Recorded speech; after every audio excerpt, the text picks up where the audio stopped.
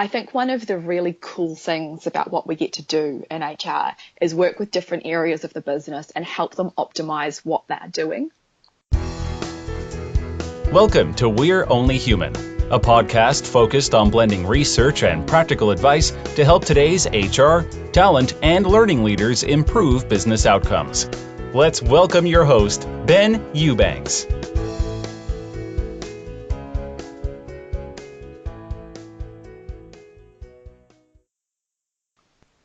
Hello everyone, this is Ben Eubanks, host of We're Only Human, and I am so glad to have you here today. It's going to be a great conversation. I know it.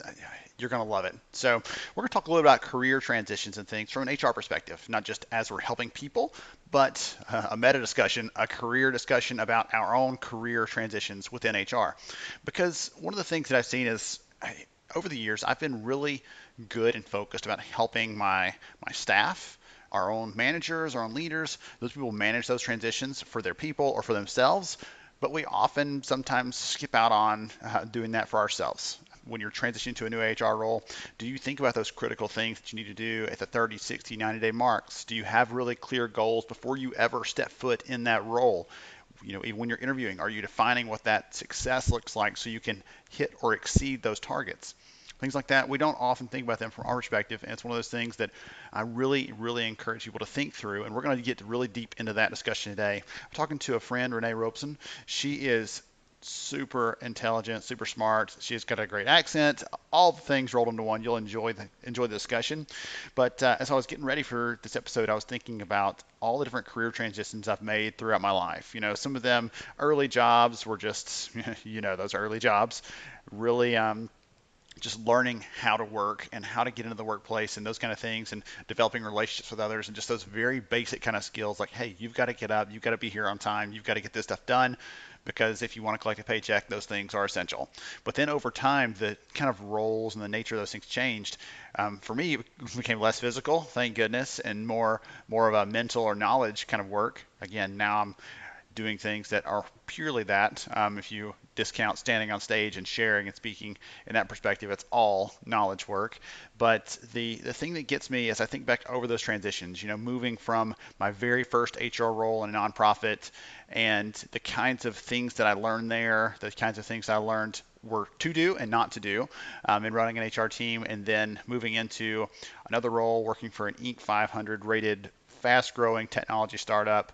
Amazing environment, lots of really great stuff I learned there around culture and how to develop people and how to mature my own career. I had the best manager I ever had there was really good about helping me to manage and think through my own career strategically, but not everybody had that person. And so in the conversation today, I hope that you can look back and feel like Renee had that impact on you, because she, even though I'm not making any career transitions anytime soon that I'm aware of, I felt like I learned a lot about how to do this better, again, more strategically, everything else, because she comes at it not just from an HR perspective, but also a little bit of an L&D, perspective, those kind of things and everything else. So it's, again, really, really good conversation.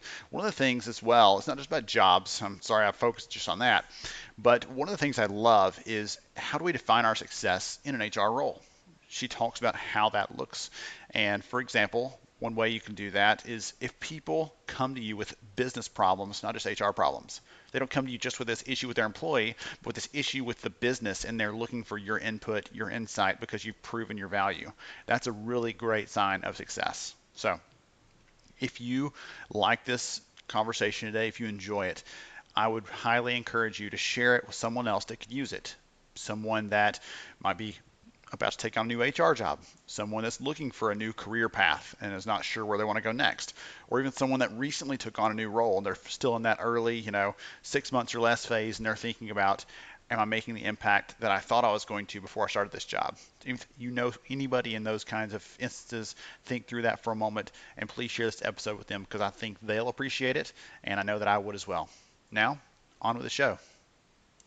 Hello, everybody. Welcome to this episode of We're Only Human. I am Ben Eubanks, your host, and today we're going to talk about changing jobs. Yeah, anybody that's worked for any length of time has probably changed jobs here and there. And you know what? I'd like to think that in HR we're more strategic about that transition because we see so many of them happening from behind the scenes. But you know what? I've also witnessed this happening with some disastrous results, both in HR and outside. So here today to talk with us about this and some other topics is the amazing Renee Robson. Renee, welcome to the show. Thanks, Ben. It's really lovely to be here. Absolutely. Well, I'm excited to chat with you and learn more about your new role. I knew you had changed recently. And so before we get to that, tell us a little about who you are and what you do. Well, I'm a New Zealander, as you might be able to tell from my accent, but I live in Australia. I've been here for 5 years. And throughout my career, I've worked in a real variety of HR, learning and development, and organisational development roles. And at the moment, I am, well, as of 4 weeks ago, I'm the Performance and Capability Manager at Widex Australia. So we cover Australia, New Zealand, Hong Kong and Singapore, and have a subsidiary called Bloom Hearing that we operate as well. Excellent. So that's a long title. Tell me more about what you specifically do in your role, because I'd be curious. It does. It takes up a lot of my email signature. So my role is really twofold, I think. So there's a senior HR business partnering element with different parts of our organisation, but the main focus is about helping people do their jobs better. So aligning what our organisational objectives are with what we need to be able to help our employees do really well, and working with our subject matter experts to make sure that we've got all the tools and the resources and the expertise in place so people can just fly with their job. Excellent. I love that. I love that. Thanks for clarifying, because again, it's one of those things that I love to hear about in terms of what you do, because HR has such a broad spectrum. If you're just an L&D, that's one thing. If you're focusing more on the organizational development, like you said, that could be another aspect entirely. So I wanted to hear that specifically. So 4 weeks in, approximately, talk about how you kind of approach this as a learning opportunity for yourself, as a growth opportunity for your career. I'm curious about that because, again, I can think back to times when I changed HR jobs, and I would like to think that I did it strategically, but looking back, I probably could have done some things better. So talk about how you kind of approach that. Well, it was a bit unexpected, actually. I've been working with the YMCA for the last almost 4 years and absolutely love it. You probably have met people that work at the YMCA before, and it's almost verging on a cult. Like, people just adore it. People work there for a really long time, and it's a wonderful work environment. And so I certainly was not looking at a change. And last year, I had a little boy, Milo, and went on maternity leave. And while I was on maternity leave, I was approached by a recruiter. Now, I'm sure lots of people in HR do this, and you answer the call and you be really polite and you go, yep, really nice to talk to you, really nice to interact with you, but no, I'm happy, but thanks for your time. And I did that. So I fobbed the woman off, Sarah, who's wonderful, by the way, completely fobbed her off. And she came back to me and she said, look, I really want to talk to you more about this. How about coming in and meeting myself and the people and culture executive? And I was on maternity leave and my brain was kind of starting to get back into that workspace. And I thought, there's no harm in going have a chat. It might be interesting. So I went and had a talk to them, and I just fell in love with the company. They work across hearing aid manufacturing, retail, and then there's obviously a clinical element because you have audiologists and audiometrists in our clinics. They're global. They were started by two guys in Denmark in 1956, and the same two families still own the company and are really involved in the work. So it's global, but it's a family business. And I got talking to them, and they were just so passionate about what they do and making people hear better. And I think for me, when I've transitioned into roles where I've been really happy, the key thing for me is that I can get excited about the business and that I'm surrounded by people that love what they do. I love the why. I'll always love the why. And I think I was in a really nice position of being genuinely happy in what I was doing. But seeing this opportunity and a new role come up that really had a nice focus on adding to the business and being a real strategic position, I was just too excited about to turn down. Excellent. I love that. The idea of going somewhere not for because you were in a good place, there was no pressure, there was nothing pushing you to change, and so you considered this in terms of, does the mission inspire me? Does it get me excited about the why? Like you said, is the reason they're doing this something that I can get behind? And I think in the past, again, some of the more recent transitions I made, I got to the point in my career where that was the only thing that would move me out of a role. If I saw some amazing learning opportunity, or if I saw something that was really exciting in terms of a mission or a vision that I just could not go without being a part of. I felt like when I heard it, I'm like, I can envision myself being a part of this thing and impacting the world in this way. And once you have kind of bought into that, that's an amazing tool for selling the culture and selling the company, right? Absolutely. And my heart will always be a little bit with the why. I'm continuing with them as a volunteer, and I suspect that one day, Ben, I'll go back to the why. I'll end up retiring there or something, because it's a beautiful organization. Absolutely. So we talked about taking on this new position.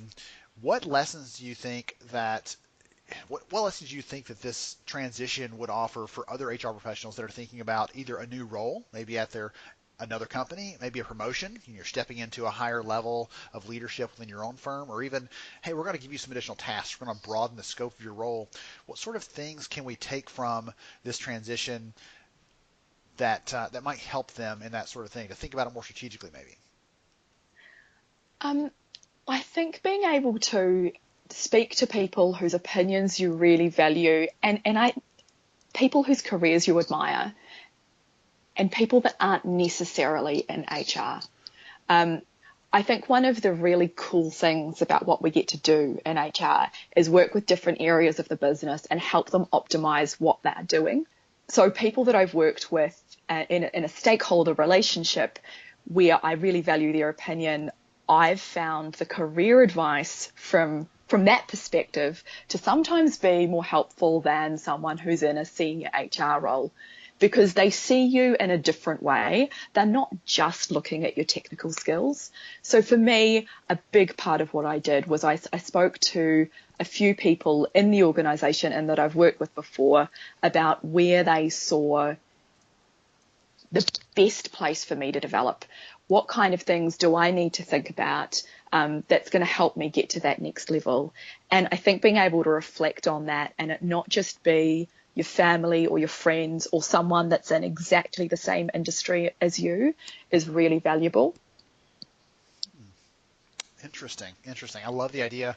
We always talk about how HR leaders need to be business leaders, right? You got to know the business. You got to be able to interact and have those kind of conversations outside of our little jargon, our little world that we built for ourselves, our bubble, I guess. And I think that's a great way to take that a step further, to say, hey, I'm going to be moving. I don't know that you didn't say necessarily those are like mentors necessarily, but they're still giving you advice like a mentor would, saying, hey, here's the thing that you need. Here's the gap that I see. Here's the opportunity that I see for you based on where you are, what you've done, your accomplishments. But again, without being bound by those preconceived notions of, oh, well, you're in HR, you have to get this certification, or you need to take this next step. You need to get this specific HR skill. Whereas they might just say, you need to be understanding how the marketing works in the business and things like that. You're not going to get that kind of advice if you only talk to people within our little bubble, I would suppose. Absolutely. And it's really helped me, I think, progress my career and think about it differently rather than just think about it in a linear way. Absolutely. So you said a minute ago you are about 4 weeks in. So you're going to hit the 30-day milestone very, very shortly.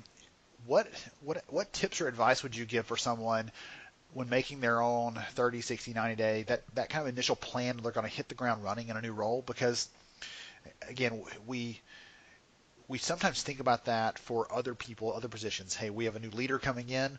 At this point, we need them to understand these key things. And we do that sort of outward looking, but rarely do we do that for ourselves as HR leaders, inwardly looking and saying, I'm going to be stepping into this role. These are the things that I need to know. What advice would you have on making a plan to do that kind of thing? Number one for me is getting to know the organisation. So whether that's the industry, whether it's the people within the organisation and the customer, but that has to be number one to be able to hit the ground running. So there's research you can do before you actually start the job, but then once you're in there on day one, making sure that you're talking to people within the business, making sure that you're asking them, hey, these are the people that I think I'm going to meet with to get an idea of what their world looks like. Is there anyone else you can recommend? Because often it's not the head of department that's going to give you the real gems. Sometimes it's the person that's worked there for 15 years across 4 departments in an administrative capacity, and they've got those little tidbits that help make you really successful. Number 2 is probably fostering relationships. So as we all know, to be a great HR business partner, relationships aren't number 1. So who are going to be the people that you're going to work with mostly? Who need to be able to trust your advice? And then what do you need to do to foster that relationship? Are they all about work and your subject matter expertise? Or are they looking at how they can best integrate you into their world? Are they looking for you to know their business first and foremost, or do they want to build a personal connection with you so they can trust you and your advice? Number 3 and 4 are probably things that for me are most important, and they're also the things that I think sometimes we're not great at in our field. One is being prepared to change your viewpoint if the evidence demands it. So really going in there, wanting to learn and not holding too many assumptions from your previous roles and your experience. That helps you be a great HR person, but you need to be able to reevaluate how you think you should go about something. Like if your last organisation was really policy and procedure heavy and that guided every decision, and this organisation is smaller and more nimble and people don't respond the best to really detailed policy and procedures, you need to be able to let it go and deliver what they require. The last one is continuously learn. So accept that you're never going to be the best expert about any one thing. HR, people and culture, it's changing constantly. There's always new research out there. There's new research, new ways of thinking, and you need to be able to bring that into your organisation. Don't be that person that's still working in personnel management in 2018. And I think maybe just as valid, don't be that person that's still doing old school HR where it's about control in a business that wants you to be a stakeholder manager, that wants you to be able to contribute at a strategic level. Absolutely. I love those, and I would agree with you that the one that be prepared to change your view is one that kind of hit me kind of hard, because when you think about it, you go through the hiring process and you're affirmed for those things that you have done, you're affirmed for those things that you believe, and you think they're hiring you for those kinds of things. But then you find out once you get in the organization that they might want you to adopt some of their practices or think more like them, or here's our culture and we need you to kind of fit with this now. We hired you for your skills, but fit with this culture here. And those kind of things can be a shock if you're not ready for them, if you're not prepared, and if you're not thinking flexibly, like, hey, there are going to be things when I step into this role that I am not going to foresee, and I am not going to be comfortable probably right off the bat with them. And yet that's a part of this. I'm accepting that when I'm accepting this role, and we don't think outwardly about those things or consciously about those things when we're making that kind of decision. That was a really good point. One of the others that I loved is talking about the fostering of relationships and really connecting with people socially. I ran a hackathon workshop last fall for HR leaders, and we talked about if you could change the onboarding process, what would you do to make it better?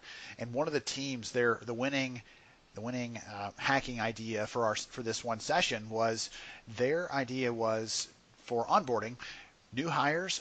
You sit down at your desk on the first day and you have a list of job titles that you can pick from to meet with for lunch, and it doesn't tell you names, it doesn't tell you who the people are, it just says these are general job titles, and you get to pick 3 or 4 out of 10.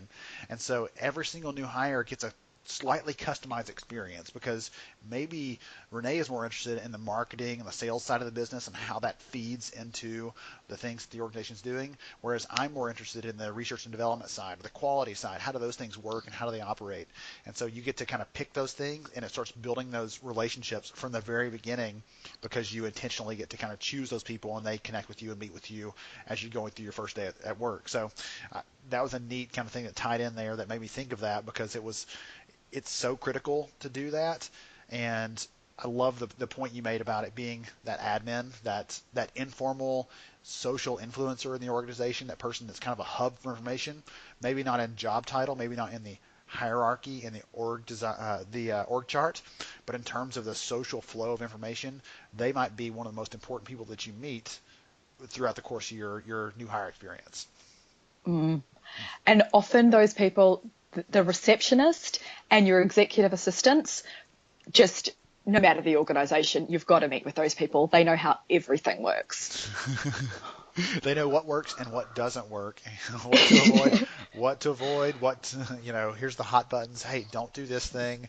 It's funny because I remember one of our admins at one of my old jobs. She was, when I would walk the new hire around, I would personally introduce them to some of these different people and say, hey, here's the kind of information that they can share with you.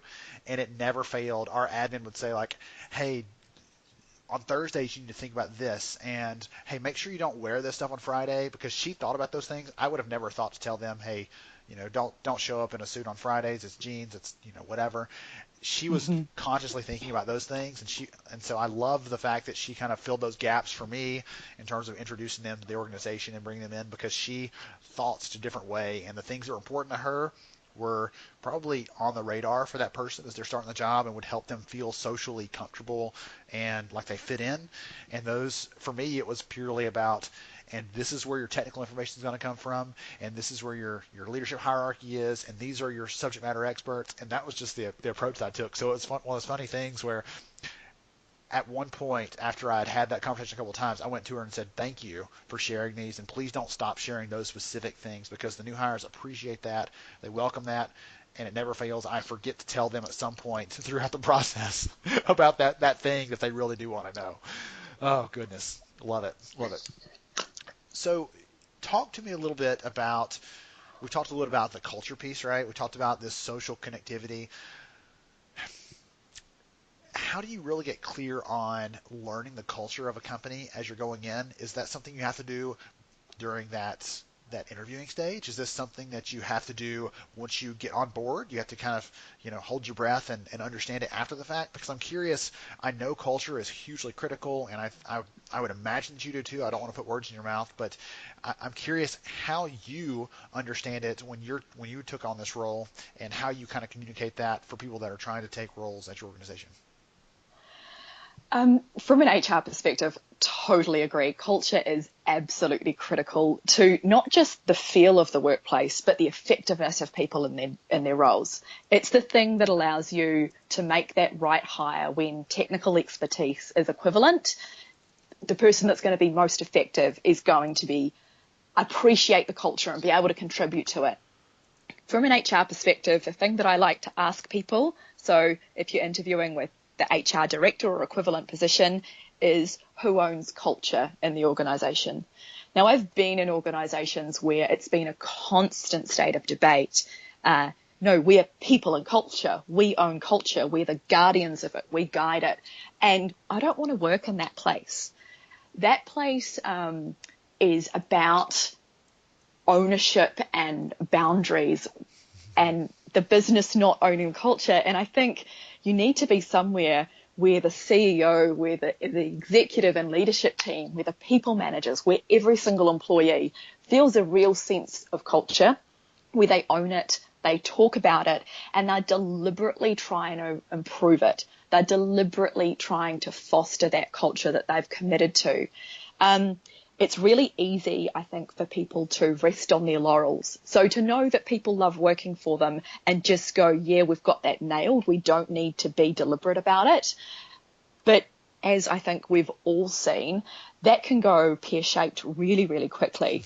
You need to be somewhere where it's a constant state of conversation. And as people and culture, we can help with that. We know, technically speaking, what the levers are you can pull. What are the things that you really want to encourage? What are the things you want to avoid? But the ownership for it has to be within the organization's leadership. And that for me it's a non-negotiable. Very interesting.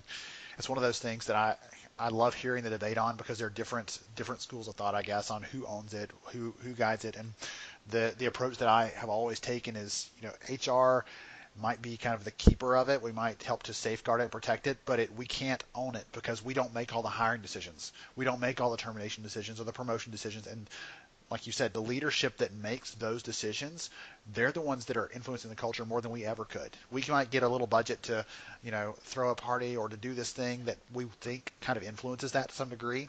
But ultimately, at the end of the day, who you hire, who you keep, how you treat them while they're in the organization from a leadership perspective is what's going to influence and drive and feed that culture more than anything else that HR could do, regardless of what we think about ourselves. No matter how highly we regard our impact in the organization, we just can't have that same level of impact. Absolutely. Absolutely. Awesome. So let's skip a little bit. There's one last really good question I want to ask you. So in a recent blog, I was reading one of your pieces you'd written. You talked about HR problems and business problems. I think this is a good segue into that conversation. So you talk specifically about how the business rates HR's service and value and performance, and how we rate ourselves. And could you elaborate on that a little bit, and then connect it back into this discussion on how we can kind of hit the ground running in a new role? So first talk about how we see ourselves versus how the business sees us, and then we can connect it back into this whole career discussion we've had to date, or so far. Cool. A couple of years ago, I decided to finish my master's, and my research piece was around organizational drift, so how you gradually can drift from maybe your original intention, and support services role within that. So to do this, I interviewed organizational leaders and people within the HR component of the people and culture team about what our organizational mission was, what our purpose was, and how we in our roles were helping to deliver that. It was fascinating, and it was a bit of a lesson in ego for me, because, being a part of the team that I'm talking about. It was fascinating, though. The different business leaders interviewed had obviously different ideas and gaps that they perceived in the HR service model and strategic influence. It was varied by their experience and priorities, as you'd imagine. So the person who, heads up that long-term strategic stuff within the organization was saying, we've got a gap there. The person who was looking at the operational execution of a particular business was saying, we're spending too much time in this space and not enough time supporting our frontline managers. And you expect all that. But what became clear, and it echoed a lot of research that's been done before, that people in professional roles often rate themselves higher at competencies than the people that they're working with. So for me, what this all came to was that without regular feedback and measurement, I think, of stakeholder satisfaction, it's really easy for HR and other internal service providers, so you've got finance and health and safety and so on, to believe that they're delivering on what they consider to be the business priorities, but the business leaders to understand it differently. So as we went through this conversation and looked at other research out there and applied it to my organization, the main thing for me was about being clear on expectations. And this for me really links into how you become successful in that new role. You've got to be able to be transparent about what's getting priority. So as you're hitting those 30-day, the 60-day, the 90-day marks, what are you spending your time on and why? And being able to articulate that. And comes back to some advice I gave before about not assuming that you know better. Mm-hmm. So you need to be willing to have that conversation with your stakeholders and be prepared to be wrong and adjust your views accordingly. So you might think that this needs priority. Let's say employee engagement plans need priority because obviously that influences cultures and so on and so forth. When you have that conversation with your main stakeholders, it might be clear that that's not what they see as critical to their business and they would rather you prioritize something else. To have that conversation and it be productive, you need to have invested that time in developing such strong stakeholder relationships that when you have that discussion, which can sometimes be robust, if you still believe that the best course of action is, for example, employee engagement strategy, your stakeholder is going to go, you know what, I disagree with you, but we're going to do what you say because I trust you. Talk for a second about that one, because that's one thing you've kind of touched on a few times, is that idea of we can't, I keep saying the word bubble, we can't exist outside of the business and try to influence and advise them, because we have to be there alongside them and our stakeholders. We have to understand their problems, their challenges. And so we've kind of talked around that a couple of times. Would you speak for a minute about how you build those relationships with your stakeholders? Is it purely based on having a lot of conversations? Is there kind of a regular cadence to it? I'm just curious, because when I presented recently on influence and change management and those kind of things, and the whole point of my conversation was we can't influence if we don't have some credibility. And so how do you build that credibility in those stakeholder relationships? For me, the credibility is twofold. One is its credibility in our HR expertise. So you've got to know your stuff to be able to have this conversation. But the second is having the credibility in knowing the business. So constant conversations, and as you begin in a role, I think listening far more than you're talking, asking probing questions about what's happening, why it's happening, and different people's opinions on how that's eventuated. If you've got good people skills, which hopefully you do when you work in HR, you're able to dig a little bit deeper and see the trends and the forces at play behind that surface conversation that you're having. That for me then translates in really being able to understand the business and the drivers and the levers that you can pull from an HR perspective to help solve their problems. I believe that the definition of success when you're in a strategic HR business partnering role, whether that's as an HR director, as an HR advisor, or a business partner, is, do your stakeholders come to you for advice other than HR advice? Do they come to you when they've got a business problem that they might not think there's a people element to potentially, but you're able to put your HR hat on and provide expertise and encouragement, and they take your opinion on board? The most brilliant HR business partners I've ever worked with have been the people that the general managers and executives that they work with say, hey, get out of HR. I've got a general management role for you. I've got an executive position for you. I trust you so much, and you've proved to me you know our organisation so well that I believe that this is a natural next step. Excellent. I love that. I love it, and that is the perfect thing to wrap up with, because, oh, goodness, how many of us, for those of you listening right now, think about yourself, do a little self-reflecting, but think about it. Do your own stakeholders, the people in your organization that should be coming to you for advice, do they come to you for advice, number one, around the HR things, but number two, around those things that might just be tangentially, if at all, related to HR? Do they come to you with to think through and to brainstorm about how to solve a business challenge specifically? I love that. That's a great challenge back to the audience to think through that. And if they're not doing that, what's it going to take? Follow some of Renee's advice here. Follow some of those pointers about how to build those relationships and to start having those conversations. Be really, really genuinely curious about how things work and ask a lot of questions, because that's how you build those relationships. And people start to see you. It's funny. Asking a lot of questions and being curious, people start to see you as the expert, which it seems backwards, right? You're asking questions because you don't know how these things work.